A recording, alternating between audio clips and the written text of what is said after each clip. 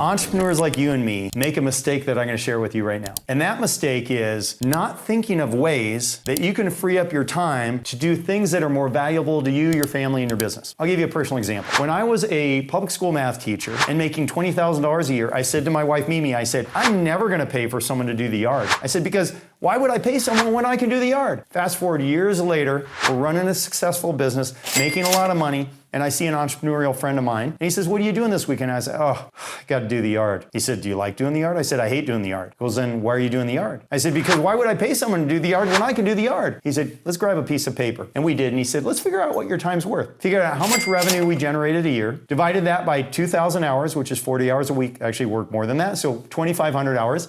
But we came up with a number. And he said, do you realize you could pay for an entire year of a team of people to come in and do your yard work for a year by working 1 extra hour in something that you love? And it kind of blew me away. So as soon as I could get home, I found out a landscaping group that could come and do our yard. And since then, now we have someone who does the pool, someone who does the grocery shopping, because it opened my eyes to freeing up my mind, freeing up my time to do things that matter in my personal life and in my business. Because the business is the engine that can generate all the money, and it's not by doing yard work. So think about things that you could have someone else do that you could pay for to free up your time to do better things.